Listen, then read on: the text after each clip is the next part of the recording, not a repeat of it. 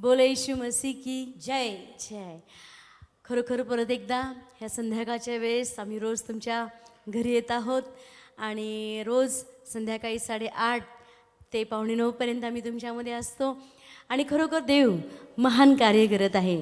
बरेच लोक आम्हाला सांगत आहेत की ह्या 10-15 मिनटामध्ये आम्ही फार आशीर्वादित होत आहोत आणि खरोखर आज तो देवबाप तुमच्याशी बोलणार आहे. आमेन. आज तो प्रभू तुमच्याशी बोलणार आहे. येस. तर यावेळेस आपण आपले कान आपले विचार प्रभूला देऊया.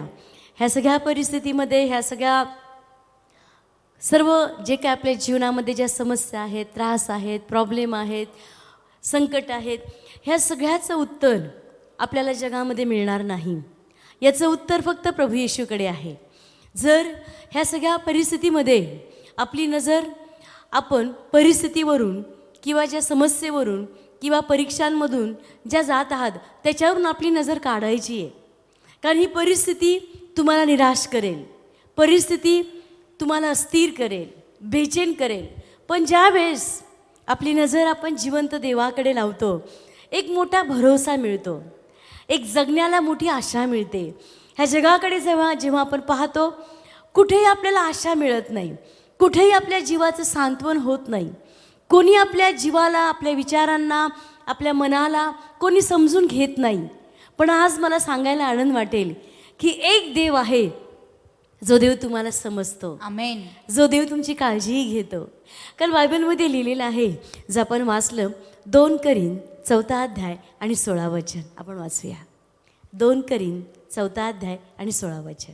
म्हणून आम्ही थकत नाही, परंतु जरी आमचा बाहेरील माणूस क्षय पावत आहे तरी आमचा आतील माणूस दिवसेंदिवस नवा केला जात आहे. Amen. Amen. Praise the Lord. Hallelujah. जे विश्वासणारे आहेत, जे परमेश्वरावरती आशा ठेवणारे आहेत, त्यांनी थकायचं नाही आहे. प्रत्येक परिस्थितीमध्ये आपल्याला उभं राहायचं आहे.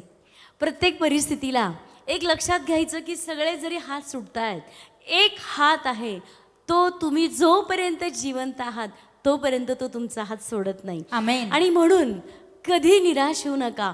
रोज स्वतःमध्ये तो कॉन्फिडन्स आणा की देव माझ्या बाजूचा आहे, परमेश्वर माझ्याबरोबर आहे, मी घाबरणार नाही. क्षणामध्ये जे संकट आहेत, त्रास आहेत, परीक्षा आहेत, ह्या थोड्या वेळासाठी आहेत, ह्या निघून जाणार आहेत. पण मी तुम्हाला सांगेल की बायबलमध्ये लिहिलेलं आहे की ज्याने वचन दिलेलं आहे तो वचन आपल्या जीवनात पूर्ण करणारच. आमेन. जर बायबलमध्ये आपण वाचलंय रोमकरास 4 अध्याय आणि 21 वचन आपण वाचूया. रोमकरास 4 अध्याय आणि 21 वचन. घरामध्ये सुद्धा आपल्याला बायबल उघडायचं आहे, वचनाकडे पाहायचं आहे. कारण हे वचन आपल्याला खूप मोठा दिलासा देणार आहे, आधार देणार आहे आपल्या जीवाला. येस. आणि त्याने जे वचन दिले ते पूर्ण करायलाही तो समर्थ आहे. आमेन. बायबलमध्ये लिहिलंय त्याने जे वचन दिलेलं आहे ते तो पूर्ण करायला समर्थ आहे. आमेन. आज त्यांनी आपल्याला वचन दिलंय की मी तुला सोडणार नाही, मी तुला टाकणार नाही, मी तुला मी धरेल, मी तुझा हात धरेल.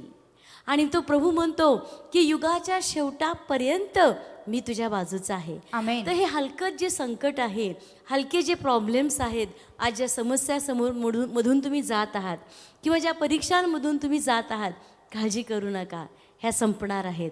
कारण बायबलमध्ये लिहिलेलं आहे रात्रभर जरी रडणं राहील सकाळी उत्साह होणार. आमेन. आज वेगवेगळ्या गोष्टींमधून तुम्ही जाताय, पण तुमचं दुःख आनंदात बदलणारा प्रभू येशू तो तुमच्या घरामध्ये आलेला आहे, तो तुमच्या जीवनात आलेला आहे. तर यावेळेस आपलं जीवन, आपलं मन, आपले विचार आपण परमेश्वराकडे लावले पाहिजेत. पण बरेच लोक असे म्हणतात की पास्टर आणि सिस्टर, भोवतालची परिस्थिती आम्हाला असं वाटत नाही की ह्या परिस्थिती कधी आमची बदलेल, किंवा असं कुठेही आम्हाला आशा वाटत नाही, कुठेही आम्हाला असं वाटत नाही की कुठून तरी आम्हाला आशीर्वाद मिळेल किंवा कुठून तरी परिस्थिती बदलेल. पण मी तुम्हाला सांगेल की आत्ता आपण वचन वाचलं की त्यांनी जे वचन दिलंय ते पूर्ण करण्यासाठी तो समर्थ आहे. आमेन. त्यांनी वचन दिलंय आपल्याला. तो म्हणालाय मी तुला सोडवील, मी तुला सांभाळील, मी तुझी काळजी घेईल. जर बायबलमधून आपण थोडक्यामध्ये बघणार आहोत, जर बायबलमध्ये आपण वाचलं रोमकरास 4 अध्याय आणि 18 वचन. रोमकरास 4 अध्याय आणि 18 वचन वाचा बरं. आशा धरण्यास जागा नसताही आशेने त्याने विश्वास धरला, यासाठी की तसे तुझे संतान होईल असे जे वचन त्याला सांगितले होते, त्याप्रमाणे त्याने पुष्कळ राष्ट्रांचा बाप व्हावे. येस एमॅन. बायबलमध्ये लिहिलं की अब्राहम आणि सारेविषयी आपण ऐकतो. आणि इथं लिहिलंय रोमकरा 4 अध्याय 18 वचनामध्ये की आशा धरण्यास कुठेही जागा नव्हती. कारण तुम्हाला माहिती आहे अब्राहमाचं वय पूर्ण झालेलं होतं, शरीर निर्जीव झालेलं होतं, सारेचं शरीर निर्जीव झालेलं होतं, गर्भस्थान पूर्णपणे निर्जीव झालेलं होतं. कुठेही आशा धरण्यास कुठेही जागा नव्हती, असं कुठेही वाटत नव्हतं. कारण अब्राहम 100 वर्षाचा आणि आजूबाजूची लोक तर तयार असतात की आता कुठे शक्य आहे, आता होईल का, अरे बाबा तू 100 वर्षाचा झाला आहे. आज बरेच लोक तुमच्याही जीवनात असतील असे आजूबाजूला कुटुंबामध्ये की ते तुम्हाला नेहमी असे टोचणी देत असतील की नाही नाही नाही तुला कधी आशीर्वाद मिळणार नाही, आता बघ एवढे दिवस तर निघून गेलेत, एवढी वेळ तर निघून गेली आहे, आता काय होईल. पण आपण बायबलकडे बघितलं पाहिजे, देवाच्या वचनाकडे आपण पाहिलं पाहिजे. कारण अब्राहमाने तेच केलं.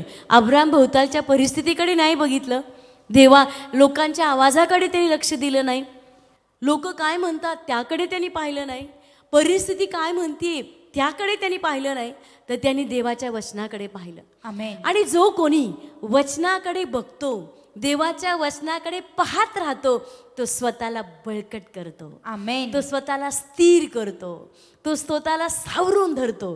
Praise the Lord. हालेलुया. कारण जग तुम्हाला निराशाच देणार, जगामध्ये तुम्हाला निराशा आहे, कुणी तुम्हाला एन्करेज करणार नाही, फक्त देवाचं वचन तुम्हाला प्रोत्साहन देईल. आमेन. आणि अब्राहमाने तेच केलं.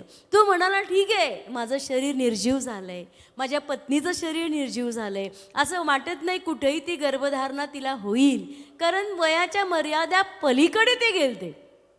पण तो म्हणाला ज्या देवाने मला सांगितलं की तू राष्ट्रांचा पिता बनशील, मी त्या वचनाकडे मी बघेल. आज प्रभू म्हणालाय संकटामध्ये, परिस्थितीमध्ये, त्रासांमध्ये तू माझ्याकडे बघ ना. आज तुम्ही म्हणत असाल माझंही शरीर निर्जीव झालं आहे, मला कॅन्सर आहे, मला HIV आहे, मला गाठी झाल्यात, मला TB झाला आहे, मला डॉक्टर म्हणतात असाध्य रोग आहे, बरा न होणारा रोग आहे. पण आज मला सांगू द्या, ज्या अब्राहमाने जिवंत देवाकडे पाहिलं, देवाच्या वचनाकडे पाहिलं आणि स्वतःला तो सबळ करत गेला, तो स्वतःला सांत्वन देत गेला. आज तुम्ही लोकांकडे सांत्वन शोधू नका. ऐकून घ्या, आज लोकांकडे तुम्ही सांत्वन शोधू नका. देवाच्या वचनामध्ये खऱ्या रीतीने आपल्याला सांत्वन मिळेल, खऱ्या रीतीने आपले अश्रू पुसले जातील. अब्राहमाने तेच केलं. सारा आणि अब्राहम ते म्हणाले की मला लोक काय म्हणतात, माझे नातेवाईक काय म्हणतात, माझी मित्रमंडळी काय म्हणतात, मला बघायचं नाही, माझा देव मला काय सांगत आहे ते मी पाहीन. आणि तुम्ही जर पाहिलं 19 वचन आपण परत एकदा वाचूया. येस, रोमकरा 4 अध्याय आणि 19 वचन. तो विश्वासात दुर्बळ न होता त्याने आपले मेल्यासारखे झालेले शरीर आणि सारेच्या गर्भशयाचे निर्जीवपण ही लक्षात आणली. पुढं तरी तो देवाच्या वचनाकडे पाहत असता अविश्वासाने डळमळला नाही, तर देवाला गौरव देत असता विश्वासाने सबळ झाला. Amen. Amen. Praise the Lord. Hallelujah. बायबलमध्ये लिहिले की देवाकडे तो पाहत राहिला, देवाच्या वचनाकडे तो पाहत राहिला. आणि मी तुम्हाला सांगेल त्यांनी स्वतःला वचनाकडे बघून स्वतःला सबळ केलं, स्वतःला स्ट्रॉंग केलं, स्वतःला खंबीर केलं. मी आज सांगेल, आज तुमच्या घरामध्ये वेगवेगळ्या परिस्थिती असेल आणि तुम्हाला असं वाटत असेल की माझ्या कर्जातून मी बाहेर नाही येऊ शकत. कोणी म्हणत असेल की नाही माझा पती नाही बदलू शकत, एवढी वर्ष मी घातले, 20-22 वर्ष गेले, आता काय बदलायचं आहे. पण मला सांगू द्या, आजचा दिवस तुमचा दिवस आहे. आमेन. आजची वेळ तुमची वेळ आहे. एवढे दिवस गेले ठीक आहे, पण आज जर तुम्ही तुमची नजर परिस्थितीवरून काढून वचनाकडे अब्राहमासारखी जर लावली, तर मग कोणतीही वेळ असो देव तुम्हाला आशीर्वादित करेल. येस. आमेन. प्रभू तुमच्याशी बोलेल, नक्की देव तुमची भेट घेईल. तर आपण आपला विश्वास खंबीर करूया, स्ट्रॉंग करूया आणि स्वतःला सबळ करूया आणि स्वतःचं रडणं थांबवा, रडणं थांबवा, निराश होणं थांबवा, चिंता करणं थांबवा, काळजी करणं थांबवा आणि प्रभूकडे आपण बघूया. कारण आपण आपले डोळे बंद करूया आणि ह्या प्रभूशी बोलूया आपण. देवबाप्पा, आज आम्ही तुझे उपकार मानतो. ह्या थोड्या वेळामध्ये प्रभू तू आमच्याशी बोलला आहे. आता आम्ही परिस्थितीकडे नाही बघणार प्रभू. आम्ही कुठल्या परिस्थितीला तोंड देतोय याकडेही पाहणार नाही. तर प्रभू, ज्याप्रमाणे अब्राहमने तुझ्या वचनाकडे बघितलं आणि त्यांनी स्वतःला सबळ केलं प्रभू, कारण त्याला माहीत होतं की ज्याने वचन दिलेलं आहे तो पूर्ण करण्यास सामर्थ्यवान आहे. प्रभू, आज आम्ही तुझ्याकडे बघतो आणि आज आम्ही प्रार्थना करतो पित्या, देवबाप्पा तू आम्हाला सबळ कर. आमेन. आम्हाला कृपा दे प्रभू. ह्या सगळ्या परिस्थितीमधून बाहेर यायला आम्हाला शक्ती दे पित्या आणि मदत कर. यावेळेस जर तुम्ही पहिल्यांदा हे वचन ऐकत असाल, पहिल्यांदा जर तुम्ही ह्या 8:30च्या ह्या प्रेयरसाठी तुम्ही बसलेले आहात, तर कृपा करून माझ्या मागे एक प्रार्थना बोलूया.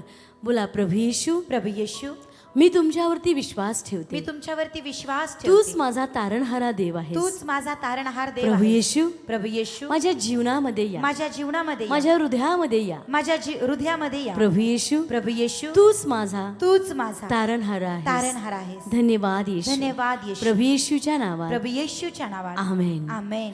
देवबाप्पा, आज ज्यांनी ज्यांनी वचन ऐकलंय, आज प्रत्येकाला तू आशीर्वादित कर आणि त्या दिवसामध्ये मोठ्या टेस्टमध्ये आम्हाला पाहायचे आहेत.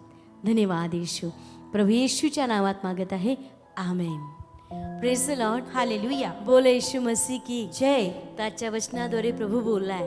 आणि तुमच्याही काही समस्या असेल, प्रॉब्लेम आहे, तर कृपा करून आमचं प्रेयर टावर आहे. आमचा मोबाईल नंबर आम्ही खाली दिला आहे. तुम्ही नक्की कॉन्टॅक्ट करा. तुम्हाला समाधान वाटेल. तुमच्यासाठी प्रार्थना केली जाईल, मध्यस्थी केली जाईल. अहमदनगर हे महाराष्ट्रामध्ये आहे. तर कृपा करून तुम्ही जर कोणत्याही चर्चला अटॅच नसाल, बिलिव्हर चर्चला कुठे जात नसाल, तर नक्की तुम्ही एकदा भेट द्या. प्रभू तुमच्याशी बोलेल आणि तुम्हाला आशीर्वादित करेल. God bless you. थँक्यू.